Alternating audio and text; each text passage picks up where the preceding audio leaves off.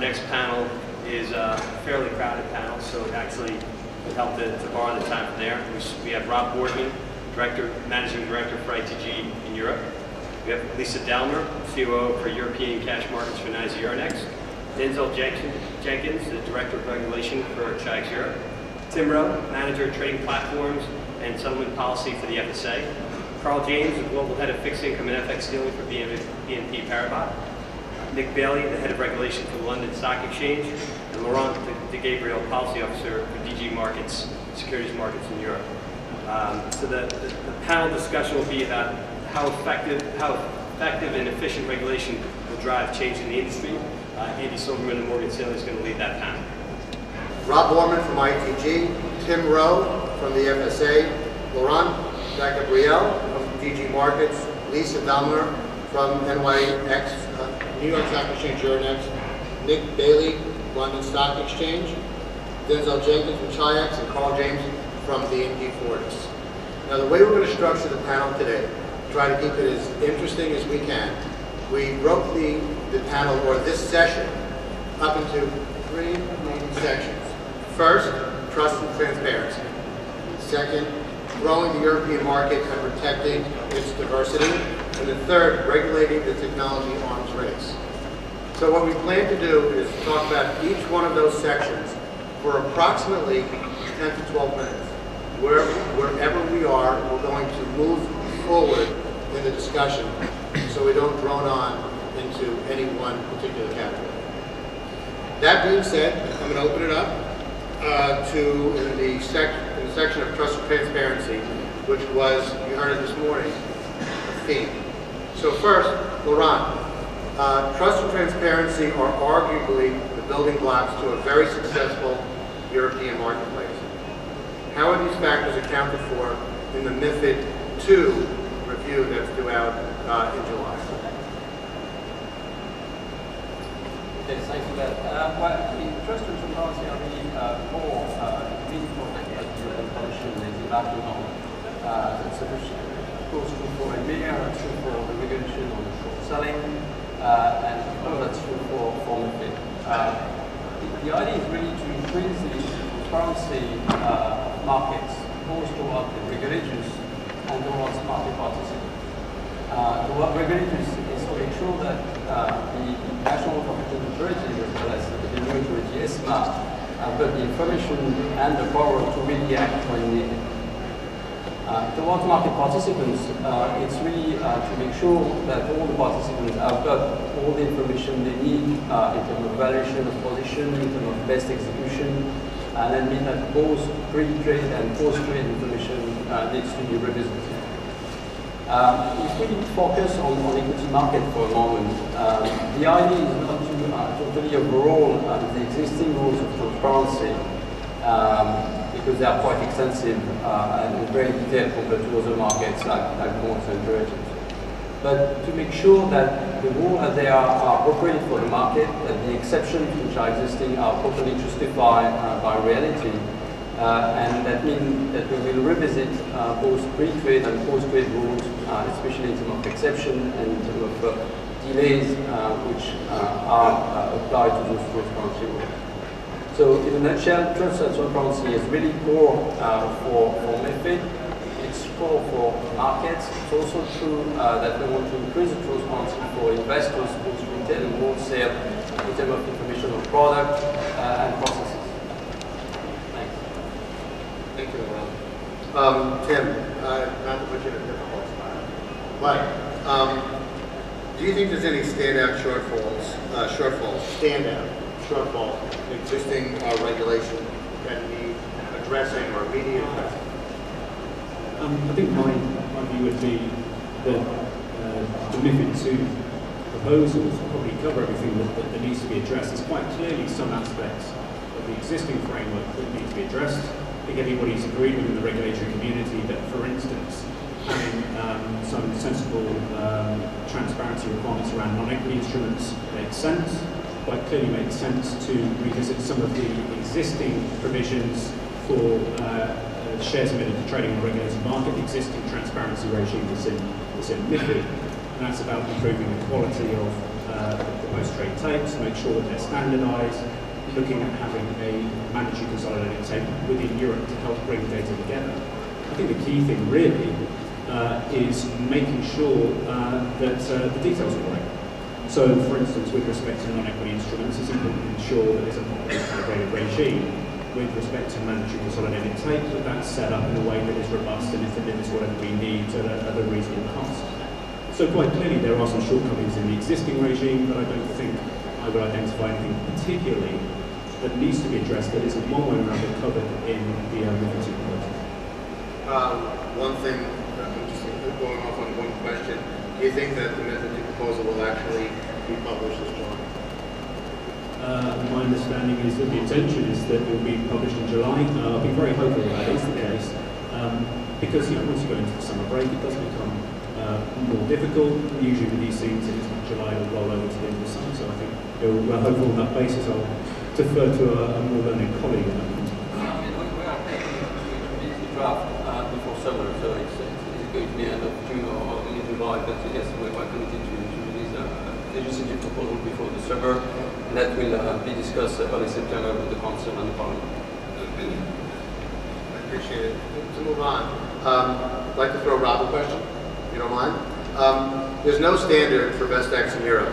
Do you think that the buy side really fully understands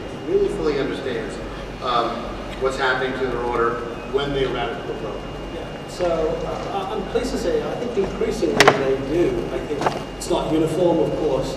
For many years, our firm ITG has been advocate of the TCA approach to measure and analyze the results of execution and then work back from there. And I think many of the best investment firms have been doing that now for quite a few years. They're now taking a bit more of an activist approach. So, for example, many of them have started to measure where they trade, the end venue, and our results, and I suspect from many of the brokers here, we found that the types of liquidity and the quality of the liquidity, I think you were making this point, are different in terms of different venues and the experience that you have.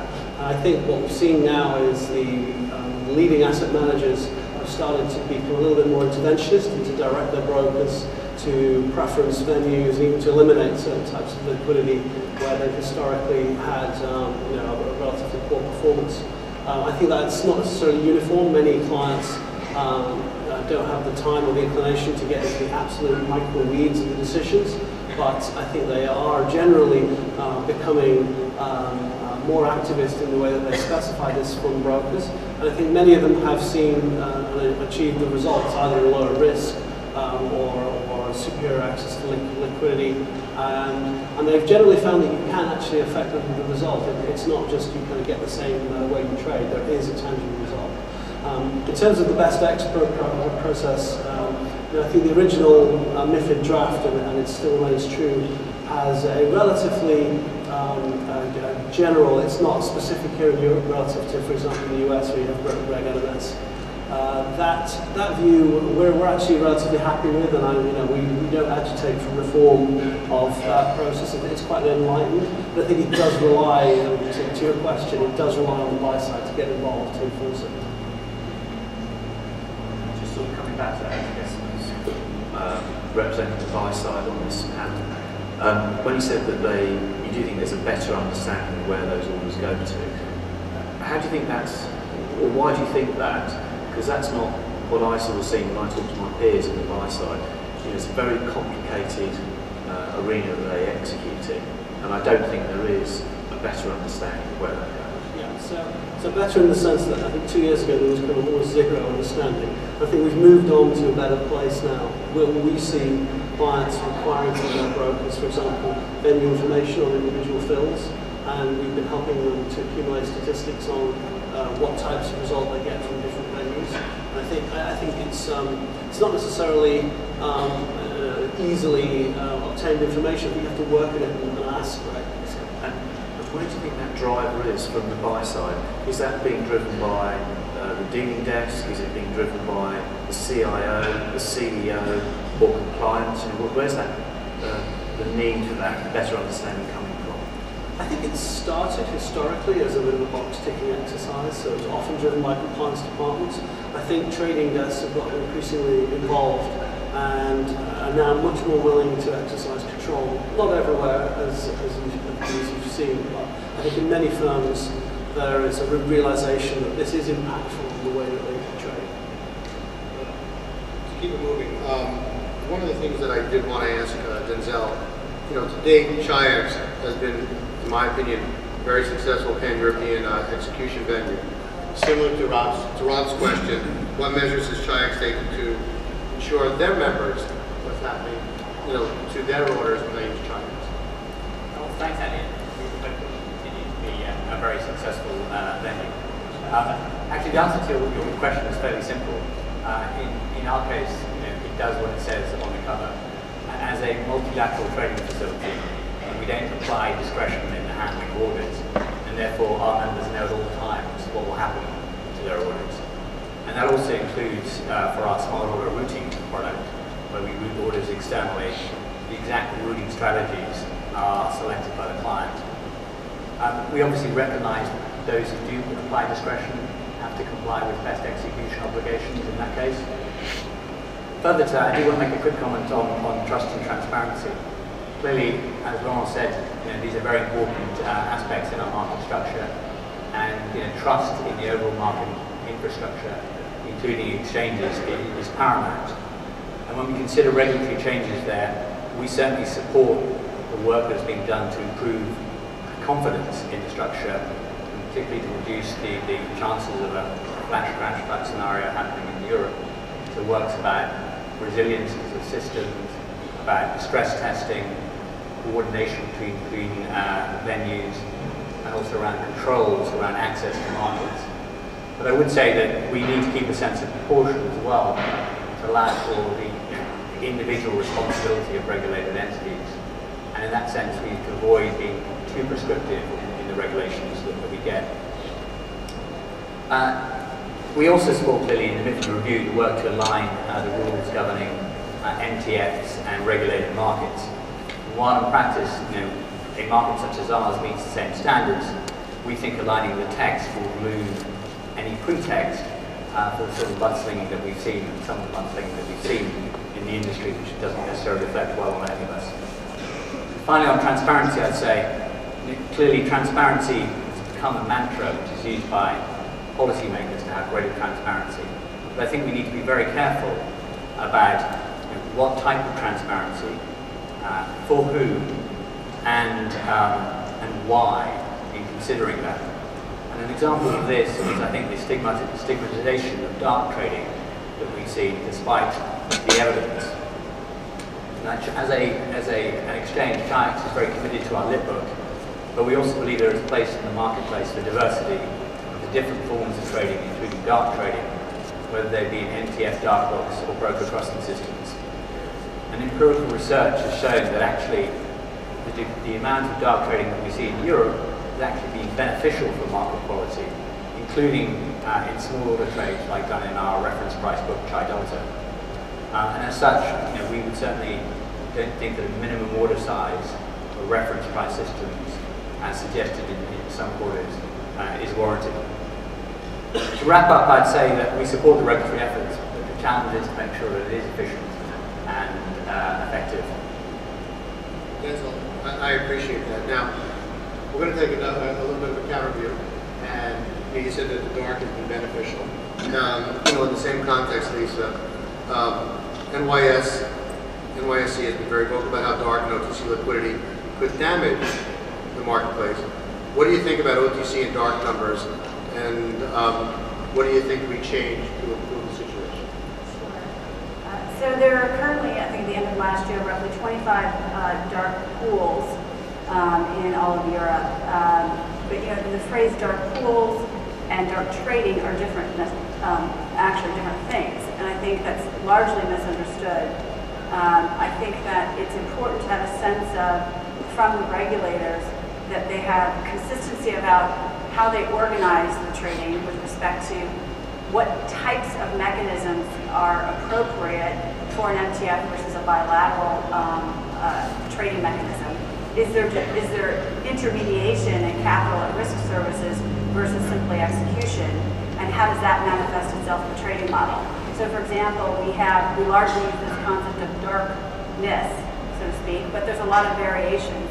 Client to client, that's an MTF. But we're a situation where clients can't interact with each other and it's strictly bilateral. Is there asymmetry of information that puts the investor order at risk, or is it simply discretion as a result of intermediation in capital services? So I think that it's a very large spectrum, and what we would like to see is we'd like to see some agreement on definitions, what's permissible under what regulatory environment by the regulators, because in our point of view, the price formation that measures the execution for a dark trade, for example, is based on what you can see that's available in price transparency post-trade. So I think to that point, it's important to remember that all of this is a virtuous cycle and virtuous circle, and we have to keep the environment and the ecosystem, so to speak, in balance so that we do have, I think, a good benchmark or a place to go to judge execution. And I think that kind of is one of the reasons why the industry is spending quite a bit of time looking at trade reporting and OTC reporting, because there's a category of roughly 40% of trades are marked OTC, but that's a very big category. The question is, what of that activity is really addressable liquidity versus non-addressable liquidity and just reported trades? So from our point of view, all of these things are somewhat connected in that we think the regulation around dark trading in general needs to have some organized standards about what's permissible, how to manage information leakage versus asymmetry of information that might be occurring, and then how to then judge that or observe that in the price formation process through defining the consolidatable points of data for judging your execution. I appreciate that. Just one last question before we move to the next topic. Carl, it's clear that regulators are now working very closely globally on the issues that Denzel has brought up, that Lisa has been brought up. What feedback have you been getting from your clients regarding the need for global consistency? I think that the word here is global consistency, or phrase, in different asset classes in terms of orienting practices and transparency. Well, I guess the hard news is that when we speak to clients, it's not at the very top of their priority list. They tend to want to know about how much money we're making for. What generally they're looking at is they want to understand within the asset management firm, have we got enough structure in place so that we are adhering to any regulation that comes in. So the short answer is, broadly, the clients that I've met, they're not jumping at the bit and say this is our number one topic. What they do want to see from asset management firms, or the ones I've engaged in, is they want to make sure that we're engaging in this debate and driving it forward, and then we have got the necessary structure in place, whether it's technology, whether it's management information, or whether it's the people. Ultimately, what they want to get out of this is they want to see that they're getting, and I hate to quote your term, but I've written it down beforehand, so it's mine, effective and efficient execution. And that's ultimately what they're looking for, and they want to get evidence from us that we are providing that. Thank you. So just before we move on to the next section, the things that I take away from what we just heard was we need global regulation and global regulators to be looking at and really helping define what is the role of the broker, what is the role of the exchange, and what are the roles of the MTFs. Because when we all understand what that football field looks like, I think it'll be better to play. So as we move into the next section, growing the European market, protecting its diversity. First question goes to Tim again. Staying with the theme of transparency, most people will be aware of MiFID II proposals to remove the existing OTC delayed reporting requirements and replace them with an end-of-the-day regime. Is this transparency gone too far? that will ultimately be detrimental to European liquidity, especially in less liquid securities, or is it just end of day? It's quite clearly a difficult topic. It's quite clearly one that's split some opinion. That's certainly the case. We would very much hope the proposal is right. The UK FSA still supports the technical advice that CESA produced for the Commission back in July last year, which said we think a kind of broad end-of-day regime is probably correct, but there may be some value in allowing trades that are happening relatively late in the day to roll over for publication to early the following morning, just to allow people that little bit more elbow room maybe to offset some risk. Can I ask you a question? When we talk about end of the day, pretty detailed, does end of the day mean a minute after the exchange closes, or are we talking hours after the exchange closes? I think for it to be useful, it has to be somewhere around the close of the market. Of course, the difficulty is within a European context, you can have a given security traded on multiple time zones across multiple markets. So it's a question of saying, well, whose close are we talking about?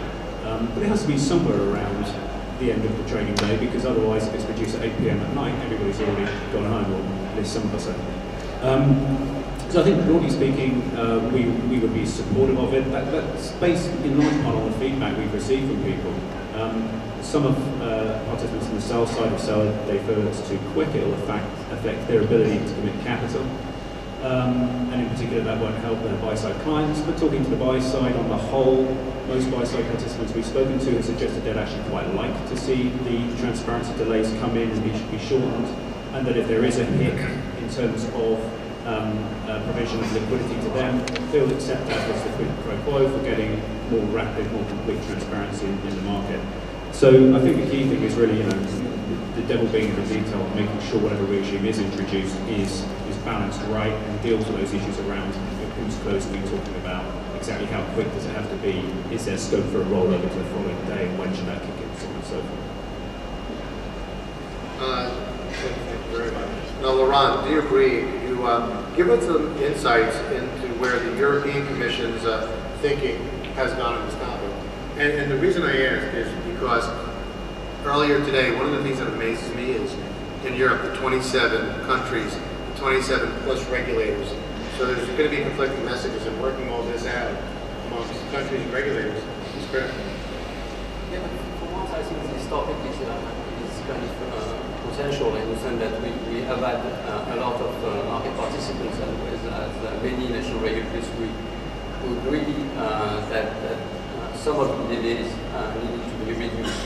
And as mentioned by the team, I think Cesar released some very clear advice on that, for once at least. And I'm not saying that it's not clear, but some topics were much more difficult to come up with proper advice. I think on transparency, and especially on post-trade transparency, I think the recommendations were very clear, and we are looking at them very closely. As mentioned by Tim, the key issue, I think, was the issue of large trade late in the afternoon. And for that, Cesar recommended that we could have some delays until the beginning of the next day. And Cesar did even go to the extent of redefining what the trading day is and the timing to address the question that you mentioned. So it's very clear advice. It's very likely that we will follow this advice on that topic. Laurent, thank you. So we see that several market participants and exchanges have publicly stated the need to preserve Europe as a place where small and medium enterprises, or SMEs, want to list and trade. Broker-dealers providing capital aggressively under these regulations is one way to help these companies. So my question here is to Nick.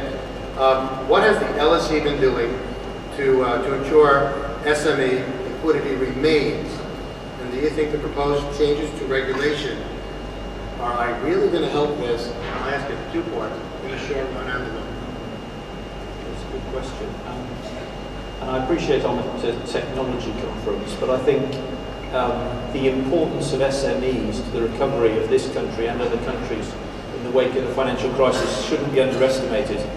Talking here about real economy, real jobs, and the ability of the public markets to service small, medium companies, growth companies, effectively is vital. And that's why back in 2004 we took the difficult decision to position our growth market AIM outside the European regulatory regime. So we took a very conscious decision, and I went to see David Lawton when he was at the Treasury, one of your speakers this morning, and agreed with him that we would put AIM outside European regulation. It looks like that is now likely to change, and part of the MiFID proposals, one of the additional measures that was put in there, was to create a framework for SME markets across Europe. And I think there are some benefits to that. Undoubtedly, that will give the SME markets that are regulated under that regime a sort of quality standard, which is good, an internationally recognised standard. It will give them a proper statutory basis under European law, which is good. Because AIM is an MTF at the moment. Well, that's not really very meaningful. An MTF is a secondary market concept. A primary market, like AIM, is not really an MTF by any definition. It will make it future-proofed as well in terms of going forward. But most importantly, it will give issuers who are bringing their companies to the market, who are traded on there, and investors confidence about the regulatory regime going forwards. Clearly, there are some risks, and we talked about post-trade transparency. At the moment, the London Stock Exchange has control over the post-trade transparency for AIM shares. We would have to give that up, and we would have to lobby to make sure that the transparency regime for AIM shares, for small company shares, is right. Because when we're talking about risk capital, we're talking about illiquid shares. Sometimes the delays in publication of trades is a very important component. It's just one aspect of it. So we want flexibility to ensure within European rules that exchanges can continue to run these small cap markets. It is absolutely vital. These markets have been successful because we've worked with the industry, because we've worked with investors, we've worked with analysts, we've worked with institutions to make these markets work for the participants. And we don't want to see that being diluted because of over-centralised control. We want to keep flexibility in these regimes. And the final thing I'd probably say is, small, medium enterprise markets are not just about regulation. They're about fiscal incentives. They're about communities of advisors, investors and issuers getting together and working together on developing these markets and so on. So it clearly presents an opportunity, also a threat. But we're working very closely with people to make sure that the current regimes can survive through that. Thank you very much. Does anybody have any questions on the topic? Because I think that there's a lot of sensitivity around the SMEs. I think, overall we're positive about it. We've been working very hard with the Treasury and the FSA recently. They've just agreed to bring forward some of the aspects of the prospectus directive changes. They're bringing those forward, so they're increasing the numbers of investors that can bid on issues without it becoming a public offer. So there's a lot of hard work to be done to influence this, but I'm optimistic. Thank you very much, Rich. Question for Denzel. What are the implications of the latest round of exchange mergers? A bunch of them, we all know that. Do they require renewed regulatory focus on achieving competition in the marketplace? And by the way, competition is a good thing. It keeps rates down, and it's beneficial for the end client. But, so regulatory focus on achieving competition in both the equity and derivative markets. Number one. And number two, what are the implications for clearing and the vertical silos that should need to be addressed? Well, thanks, Andy. Just picking up what Nick was saying, I don't think any of us in the exchange space forget that what we're here to do ultimately is to improve the allocation of capital and returns for investors and the cost of capital for companies. Clearly, an instrumental part in achieving that has been competition between venues and competition in the marketplace, which has reduced transaction costs for users of the market. Clearly, I think we're looking at a number of exchange mergers. I think the thing we all have to recognise, of course, is not many of them have happened to date, so we have to see how many will get over the line. Clearly, the Singapore exchange taken over the ASX has been knocked back. Nick's exchange, I think, is facing a bit of opposition in Toronto, and as I was saying to Lisa earlier, NYSE now looks like it's the bride that everybody wants to have. And I think in terms of my own company, Tri-X Europe, clearly in a combination with BATS Global Markets, and I think we will probably be the first over the line, which may be a sign of things to come. I mean, I think we have always predicted in Europe in the equity space that there should be 3 to 5 major platforms, which can deliver the economies of scale needed in Europe, but we still need to maintain competition. And I think when we look at the European landscape, you've got to remember that actually Europe historically has been very fragmented across national markets and exchanges, and what we need to do is create a pan-European market with operators like Chi-X, but to maintain competition. We don't want to go back to the old days of exchange monopolies. And in that respect, when we're looking at the mergers today, particularly in the derivative space and the clearing space, we need to look at ensuring that there is competition there. So we welcome the comments of the European Commission that some of these transactions will be subject to some detailed antitrust review. And I think when we look at trading and clearing, we certainly are proponents of the vertical model, and we think that the competition authority should look at breaking up vertical silos by requiring divestment of clearing, for example. Again, if we look at clearing in Europe, we have 11 or more equity CCPs. We need the consolidation to get the economies, but with competition. And interoperability in the CCP space will be key to achieving that. So the Commission needs to continue with its proposals in that space. And in terms of derivatives, clearly the G20 agenda in terms of bringing more OTC derivatives onto platforms is a major plank of policy. But I think the quid pro quo needs to be that we need to have more effective competition in derivatives, including listed derivatives and clearing. And in that respect, we also support the efforts to bring within the EMIR regulation listed derivatives and to open up access to clearing. I appreciate it. Does anybody else want to talk about competition before we move on to the next and last section of the? Nope. All right. So last section that we're going to be covering today is regulating the technology arms race. First question goes to Lisa. We have about 10 minutes, so we're going to try to keep it on time. In your view, Lisa, what is the benefit? What will the benefits that MiFID has brought in terms of competition, improve liquidity, and lower spreads? We all know that game. Will it be preserved following the new legislation, or sacrificed in the name of safety and consumer protection? Sure. This actually dovetails to the prior points on competition.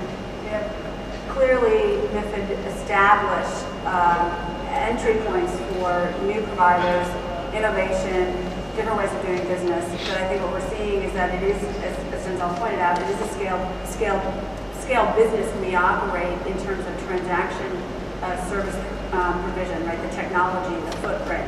So while we have seen, actually there's a recent study out on transaction costs, while we've seen overall since 2006 to 2009 across all of Europe at the wholesale level, so amongst exchanges, broker-dealers, transaction prices have gone down roughly 60%.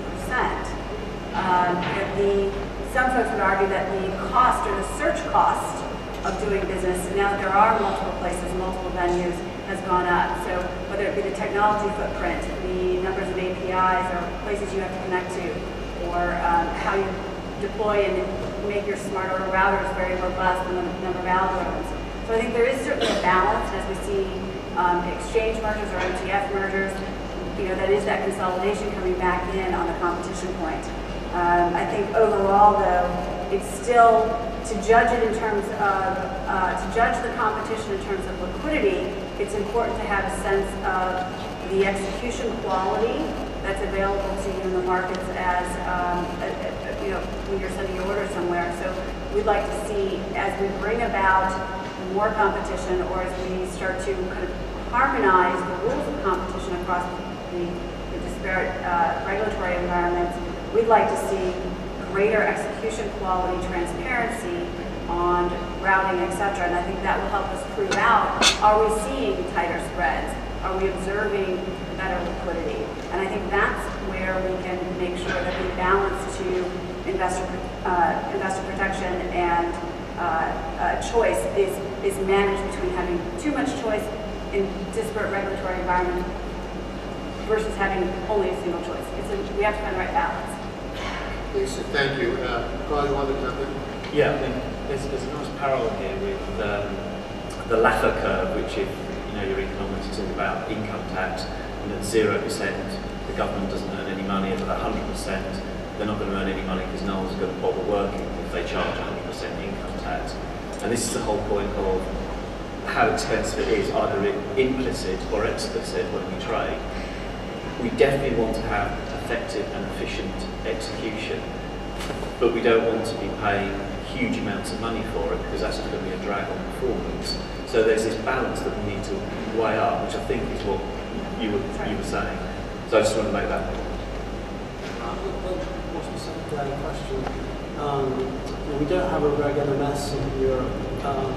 Would you support, for example, mandatory on the routing to, let's say, if you weren't the best offer on an aggressive buy order from the client, would you think it's helpful to European markets to be, for example, forced to route to GIX and vice versa? Is that something you support? Yeah, I think it's an interesting question because in the U.S., the Reg NMS rule about best price is strictly on price, not necessarily on size. And it's in a marketplace where there's uniform clearance, settlement, and risk.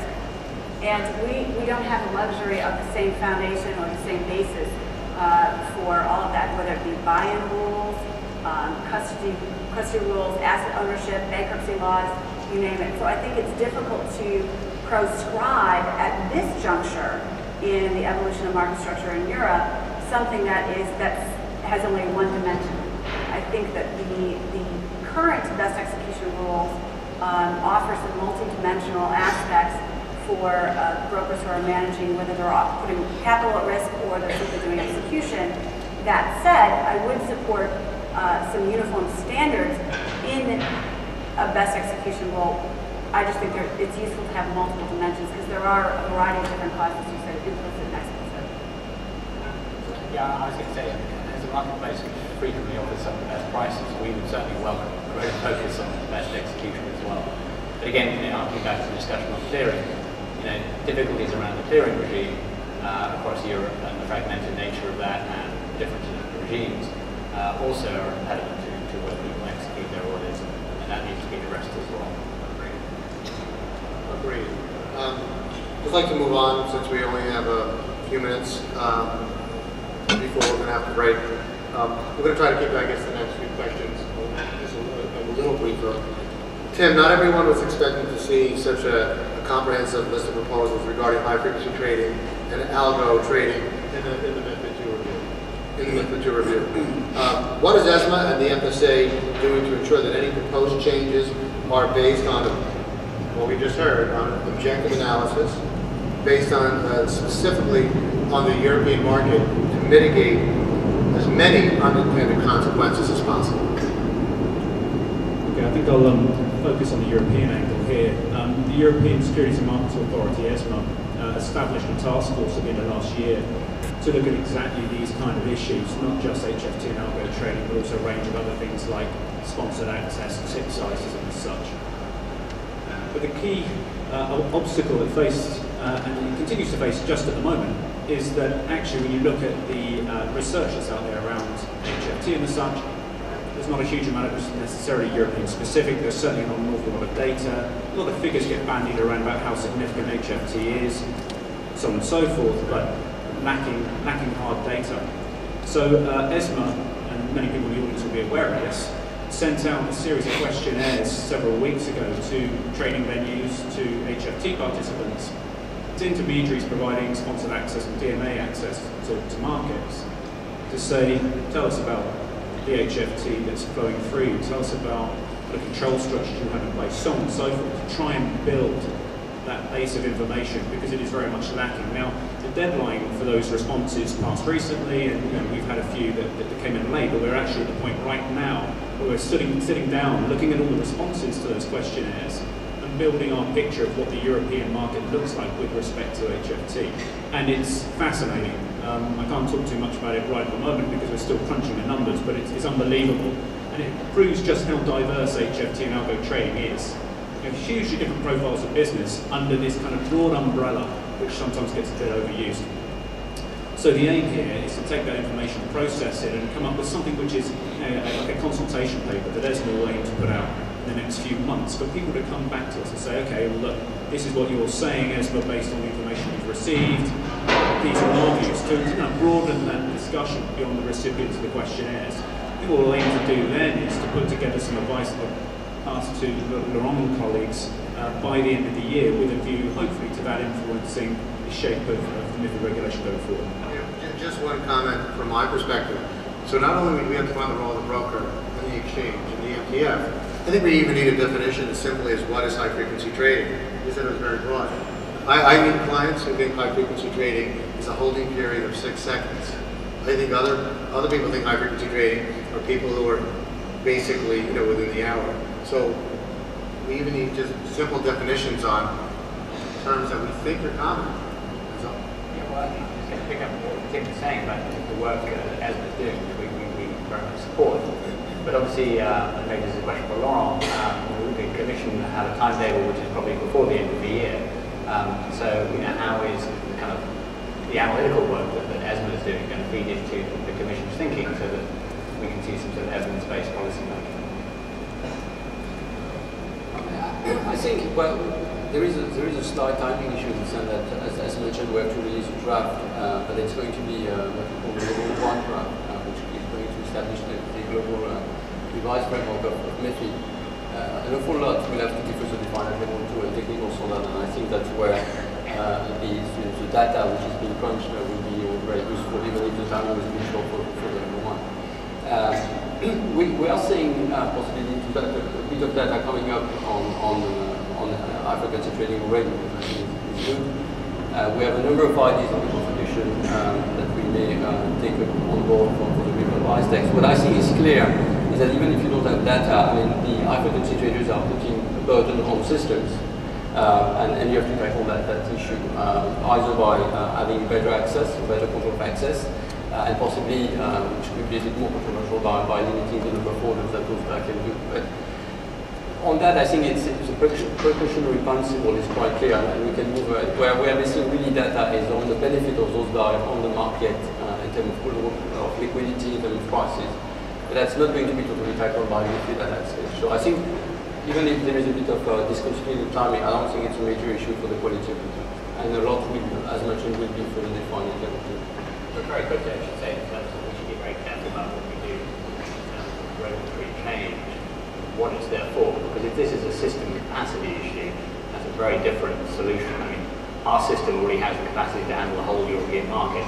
We don't have a system capacity issue. We don't need regulatory changes to deal with that. There are other ways to deal with that. And I was very interested in what I think Garth Ritchie, one of the earlier speakers, said from Deutsche Bank, when he said he attributed the whole rise of electronic and automated trading to Elliott Spitzer's reforms in the US. We have to be very careful about the unintended consequences of regulatory change. I appreciate that. So we have about 2 questions left before we're going to break, and then before we break, we will have a couple of announcements. Second last question, Nick. This is to Nick. The LSE has recently invested a considerable amount of money renewing its technology to the Millennium infrastructure, in part to court the high-frequency trader, however we define that. For high-frequency trader members, harder to regulate compared to other styles of trading participants. And do you think they pose any additional risks to your or overall clients? This is a really good question, and one that markets and regulators are asking themselves all over the world. Firstly, I'd say we didn't spend that much money on our new trading system. That Millennium represented a significant reduction in our costs and very, very cost-effective implementation. I think there are several things we've got to watch here. One, where the balance of participation between what Garth Ritchie called the real investors, okay, and investors who've now got very, very short time horizons, short holding periods, who maybe aren't too mindful about the nature of the underlying issue of those securities.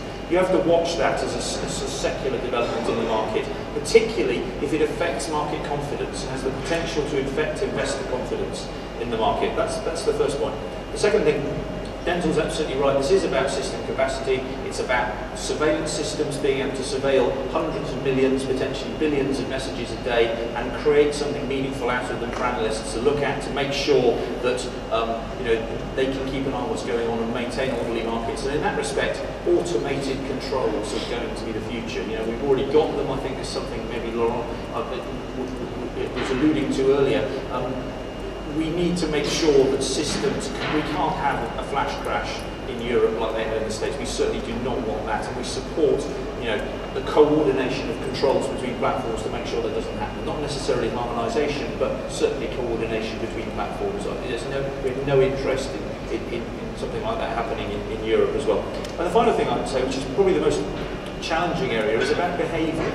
Are the HFTs, do they represent a threat from a behavioural point of view? I mean, some of the firms have a very low profile. They deliberately keep a low profile. They attract some suspicion, and they're significant participants in the market without, in many cases, being regulated. I think that's going to change, quite rightly.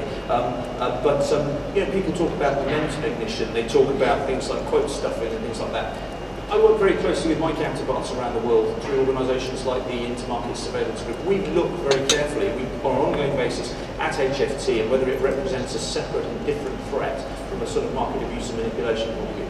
I have to say, based on the feedback from my counterparts all around the world, there are no real cases to show that HFTs are doing anything different. They are involved, unfortunately, in misbehaviour, but they're involved in the same sort of misbehaviours that other firms have been involved in the past. We haven't really found anything unique, special and different about them, but undoubtedly regulators have got to get more tech savvy, and I admire the regulators who are rolling up their sleeves a little bit and getting stuck into this kind of stuff and actually trying to understand what's going on there. Some of the suggestions in the European Commission's paper, registration of algos has been touched on already with competent authorities. Those simply aren't practical. I mean, it's just, that's not the right way of approaching it. Before we move into the, before we move into the next last question, we'll talk about how regulation is so hard to keep up. It's so difficult, and it is so, it's very, very challenging, correct? And we all look at that. And I just want to break it down to just one real quick personal experience I had. My son was in first grade. I grounded him, I told him, no TV for a week. I came home the next day. I walked in the back door. We had one TV in the house. TV's to the right, my computer's to the left. I walk in, I hear The Simpsons on the TV. And I go, walk into him, I go, Robert, excuse me, I hear Simpsons on the computer. I walk up to my son, I go, Rob, what are you doing? He said, watching The Simpsons. I said, Rob, I grounded you, and I said, no TV. And he looks at me and he goes, I'm not watching the TV. So when I realized at that point in time, I had a son, little technology in my home, and it was very hard to regulate my own son in a very, very small world. And then when I think about the past and what the regulators and exchanges have to deal with high-frequency trading, long-only derivatives, circuit breakers, and trying to do all that, and I have problems really regulating my own household at times, and it's pretty small and simple. I think you're up to a very, very tough and challenging job, and I don't think any of us should criticize. We should help the exchanges and the regulators through this, because there are so many moving parts. So, last question to Rob. We all seem very aware of the impact regulation could have on liquidity in Europe. But in light of MiFID II, could you briefly explain why it is necessary for some trading strategies to have order execution ratios of thousands, not 1,000 to 1, thousands to 1, or resting times of microseconds? Is there a line between what's necessary and what's excessive? Any thought as to where this line should be? And this will be the final question of the day. I think there is probably the only consensus is that there is no very clear right and wrong answer. I think technology has changed the boundaries of what people thought was even possible in this arena, even just in the last few years, as the debates moved from milliseconds, which I thought I just about understood, to microseconds, where it's kind of almost hard to visualize the investment process running in microseconds. It just kind of doesn't compute somehow. And I think, we've highlighted some of these practices. There are lots more. We've tried to understand them from things like, TCA and analytics perspective. When you try and ask, what was the bid and the offer at that time? You say, well, exactly what time was that? Because if you'd chosen 2 milliseconds earlier, it was actually different. So, are you that sure about your timestamps? So, see, even some very, very basic questions like knowing where the market was at a certain time are becoming difficult. And so I think there are clearly some firms whose business it is to create uncertainty and to benefit from the latency arbitrage that they can achieve through having faster systems than anybody else. I think it's a discussion that we're all having as to what the market is net better or worse off from that. I think we come from a view that there is nothing intrinsically wrong in being faster. I think it's about whether your intention or whether your results do mislead the market. And I think regulators are definitely playing catch up. But certainly when I passed my reg exam, it was very, very clear that individual participants were not allowed to mislead the market. And I think regulators already have existing powers to go in and look at trading strategies to say, is the effect of what you're doing misleading the market? For sure, and regulators, you, me, everybody here, we're all learning what some of these new practices are, so there's a huge sense of catch-up. But I'm not convinced there's a whole new raft of legislation needed here. It's a huge challenge when, in a fragmented market, at an order level, for us to be able to see whether somebody is misbehaving or not on the basis that they've distributed orders across many different venues. And it does require, therefore, an element of coordination and centralisation. In some jurisdictions in the world, Canadians, for example, are doing real-time surveillance. They seem to be the only people in the world trying to put back together a fragmented market. Whether they can do it in the States, I have my doubts, but it's a real challenge. Yeah, what Rob was saying, I think it's a very important point, and maybe make Laurent's job a little bit easier. But in many cases, some of the issues that we're talking about and the frustrations people have are not necessarily going to be resolved by new regulations, but actually about effective application and enforcement of existing ones. And so writing a new rule might not necessarily resolve the problem, again, unless it's being applied effectively and enforced. I would also add, I think the point that Ron, I think many of us up here are making consistently is that these markets they change, right? Technology's an enabler, it changes things. It changes the way that we think, it changes the way we ground our children, it changes the way we're able to look back and judge a situation. And I think that we should be mindful of trying to participate in that change and not close it down just because we're unaware of something. What 20 years ago was one man's alpha is now beta, right? So I think we just have to constantly be willing to engage in thinking about what's next in order to really reassure the health of the markets. And that's all of our responsibility. Yeah, absolutely. So I'd like to thank the panelists, but before we end,